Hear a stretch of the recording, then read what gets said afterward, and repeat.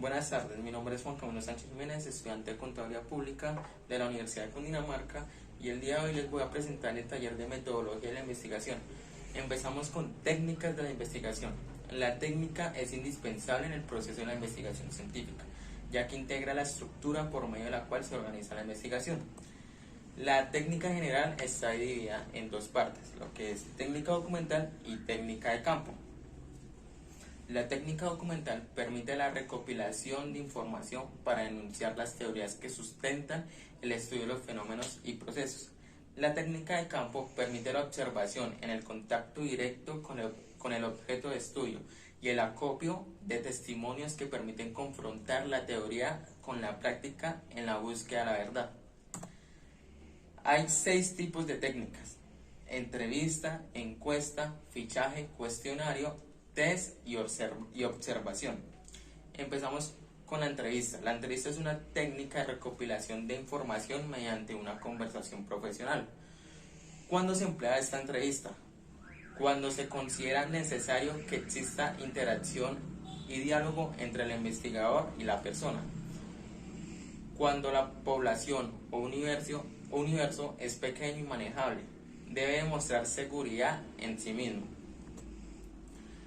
La encuesta es una técnica de adquisición de información de interés sociólogo mediante un cuestionario previamente elaborado, a través del cual se puede conocer la opinión o valoración del sujeto seleccionado en una muestra sobre un asunto dado. En esta encuesta tenemos varios riesgos y tipos de preguntas que pueden plantearse. Los riesgos que conlleva la aplicación de cuestionarios: la falta de sinceridad en las respuestas, la tendencia a decir sí a todo, la sospecha de que la información puede revertirse en contra del encuestado de alguna manera.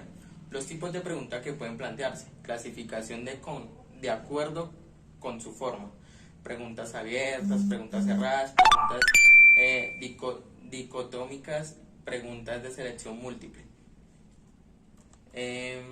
Vamos con fichaje. Es una técnica auxiliar de todas las demás técnicas empleadas en la investigación científica.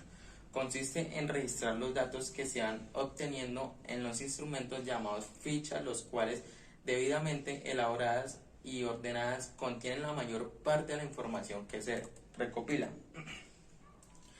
El cuestionario es un instrumento básico de la observación en la encuesta y en la entrevista.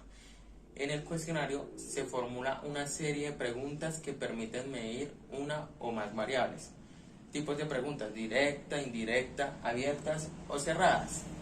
En el test, es una técnica derivada de la entrevista, y la encuesta tiene como objeto lograr información sobre rasgos definidos de la personalidad, la conducta o determinados comportamientos y características individuales o colectivas de la persona. Características de un buen test: debe ser válido, debe ser confiable, ser objetivo, ser sencillo, ser económico y ser interesante. La observación es una técnica que consiste en observar atentamente el fenómeno, hecho o caso, tomar información y registrarla para su posterior análisis. Pasos que deben tener la observación: determinar el objeto, determinar los objetivos de la observación, la forma con que se va a registrar los datos, observar cuidadosamente y críticamente, registrar los datos observados, analizar e interpretar los datos, elaborar conclusiones y elaborar el informe de observación. Tipos de observación: estructurada y no estructurada, de campo y de laboratorio, individual y de equipo. Muchísimas gracias. Ahora vamos con el segundo punto. Este punto se relaciona con el muestreo. ¿Qué es el muestreo? Es una herramienta de la investigación científica. Su función básica es determinar qué parte de una realidad en estudio. Hay dos tipos de muestreo: el muestreo probabilístico y el muestreo no probabilístico. Cuando hablamos del muestreo probabilístico, es este tipo de muestreo en el que puede haber clara influencia de la persona o de personas que seleccionan la muestra, o simplemente se realiza atendiendo razones de comodidad. De este muestreo salen varias ramas, que es el primero es simple, donde todos los individuos tienen la misma probabilidad de ser seleccionados. El estratificado es frecuente que cuando se realice un estudio interese estudiar una serie de subpoblación, puede ser los estratos de la población. El sistemático, este tipo de muestreo aleatorio simple es el que los elementos se seleccionan según un patrón que se inicia con una elección aleatoria.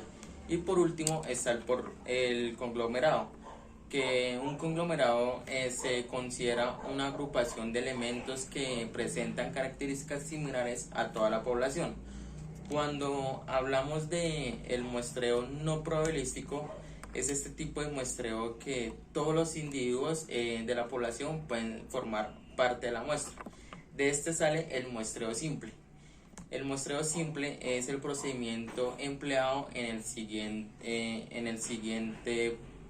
los siguientes pasos. 1. Se asigna un número de cada individuo de la población. Y 2. A través de algún medio mecánico. El sistemático. Este procedimiento exige, como el anterior, numerar todos los elementos de la población. Para en lugar de extraer un número de aleatorios, solo se extrae uno. El estratificado trata de obviar las dificultades que presentan los anteriores, ya que simplifican los procesos y suelen reducir el error muestral para un tamaño dado de la muestra. Y por último está el bola de nieve. Se localiza a algunos individuos los cuales conducen a otros y estos a otros, y así hasta conseguir una muestra suficiente. Vamos con el punto 3. En este punto vamos a hablar sobre el problema en la investigación. Para plantear un problema en una investigación debemos saber que plantear un problema es estructurar una idea, la cual se desarrolla en 3 elementos básicos. El primero, el enunciado del problema, un enunciado o pregunta que establece, define y aclara lo que se va a investigar. 2. Justificación del problema. Esto nos muestra por qué es necesaria la investigación. 3. Objetivos de la investigación. Define el propósito de la investigación. Debemos recordar que todos los intereses y problemas percibidos deben tenerse en cuenta al plantear el problema. Presentar claramente el problema de investigación al comienzo y dar una guía útil para cualquier persona que necesite escribir una tesis o trabajo de investigación. Características de un problema. El asunto bajo investigación debe analizarse cuidadosamente antes de tomar cualquier otra acción que requiera gasto personal, tiempo o esfuerzo. Para resolverlo, la naturaleza del problema debe ser encontrar una solución. Es posible investigar cómo la educación superior gratuita afecta la motivación de los estudiantes y los niveles de productividad académicos. Un problema se caracteriza por delimitado. Para realizar la prueba debe saber exactamente a dónde irán sus conclusiones y qué factores se tendrán en cuenta. Un problema que es tan amplio o tiene muchas variables que es casi imposible de analizar. Relevante. Si bien el investigador debe tener la libertad de elegir un problema en el sentido de que debe gustarle y disfrutar resolviéndolo con entusiasmo y perseverancia, debe sin embargo evaluarlo, siendo consciente de su trascendencia. Vamos con el punto 5. En este punto vamos a hablar sobre los tipos de investigación. La escogencia del tipo de investigación determinará los pasos a seguir del estudio, sus técnicas y métodos que puedan emplear en el mismo.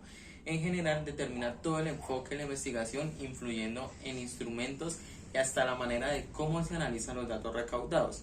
Así, el punto de los tipos de investigación en una investigación va a constituir un paso importante en la metodología, pues este va a determinar el enfoque del mismo. Vamos con el primero, estudios exploratorios, también conocido como estudio piloto. Son aquellas que se investigan por primera vez o son estudios muy pocos investigados. También se emplean para identificar una problemática. En el segundo son los estudios descriptivos. Su preocupación principal radica en describir algunas características fundamentales de conjuntos homogéneos de fenómenos, utilizando criterios sistemáticos para destacar los elementos esenciales de su naturaleza. El tercero, estudios correlacionales. Estudian las relaciones entre variables dependientes e independientes o sea, se estudia la correlación entre dos variables.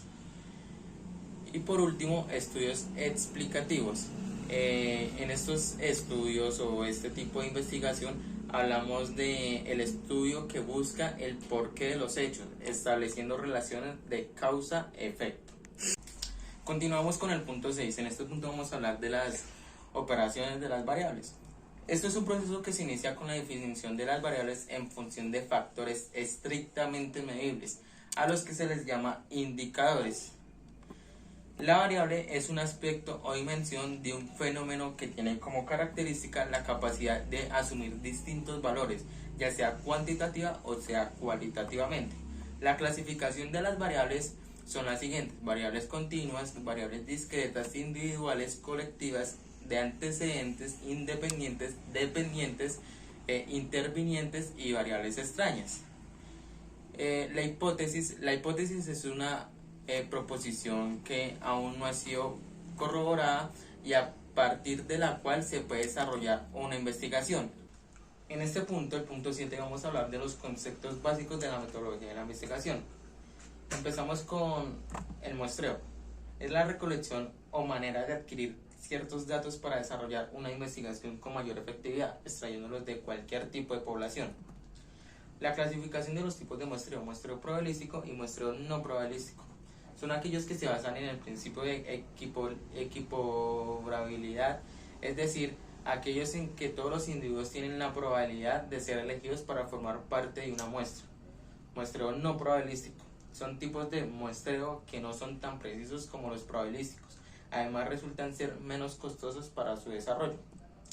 Tipos de muestreo: muestreo probabilístico, aleatorio: todos los individuos de la población pueden formar parte de la muestra. El muestreo no probabilístico: no todos los elementos pueden formar parte de la muestra. El muestreo aleatorio simple, que es parte del probabilístico: la selección de la muestra se puede realizar con cualquier mecanismo probabilístico en el que todos los elementos tengan las mismas opciones de salir.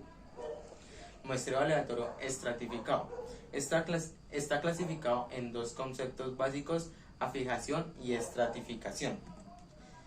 Muestreo aleatorio sistemático: los elementos se seleccionan según un patrón que se inicia con una elección aleatoria. Muestreo aleatorio por conglomerados o áreas: se considera una agrupación de elementos que presentan características similares a toda la población. Muestreo por cuotas: se fijan unas cuotas que consisten en un número de individuos que reúnen unas determinadas condiciones. Muestreo opinático o internacional: se caracteriza por un esfuerzo deliberado de obtener muestras representativas.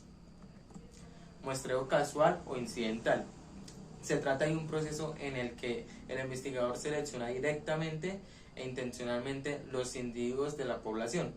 Y por último, bola de nieve: se localiza algunos individuos los cuales conducen a otros y estos a otros, y así hasta conseguir una muestra suficiente. Llegamos al punto 8. En este punto 8 vamos a hablar sobre las normas ICONTEC.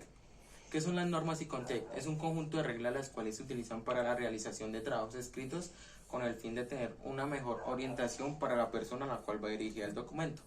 En esta podemos ver medidas, márgenes y tipo de letra.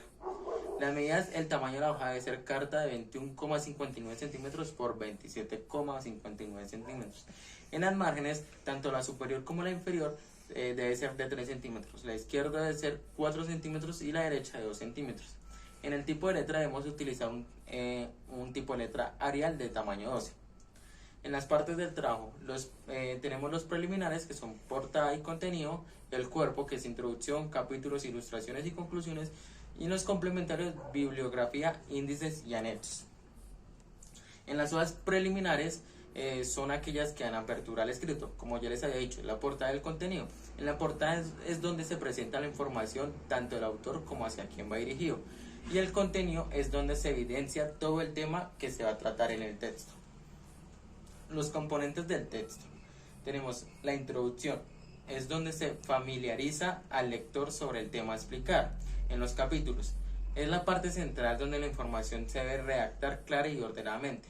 Ilustraciones: son las imágenes o figuras no textuales que se incorporan en el escrito. Conclusiones. Es la parte del escrito donde visualizamos y escribimos las ideas que nos han dado durante el desarrollo del texto. La bibliografía, ¿qué es?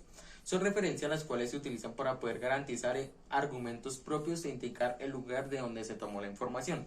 ¿Cómo se realiza esto? Se van a anotar todas las fuentes que se utilizaron durante el proceso de investigación. Debemos mantener todas las notas organizadas sobre las fuentes, utilizar un formato adecuado en cada referencia y incluir todas las citas. En este punto, el punto número 9, voy a aclarar o voy a hacer una comparación entre las normas APA y las normas ICONTEC. Empezamos con las márgenes. En las normas APA, todos sus lados deben de ser de 2,54 centímetros. Mientras las márgenes de las normas ICONTEC, en la superior tanto en la inferior, es de 3 centímetros. En la margen izquierda es de 4 centímetros y en la margen derecha de 2 centímetros. En las normas APA, el tipo de letra debe ser letra Arial número 11 y Times New Roman número 12. En las ICONTEC es un tipo de letra debe ser Arial y del tamaño número 12. Hablando de la portada, en la portada de las normas APA debemos de tener número de página, título del trabajo, nombre de él o los autores, nombre del instructor, nombre de la institución, facultad o nombre del programa y por último la fecha. En cambio, en la portada tenemos título, subtítulo, si lo hay, el nombre de los autores, tipo de trabajo realizado, el nombre y el título académico del director o asesor del trabajo y por último nombre de la institución, facultad o nombre del programa.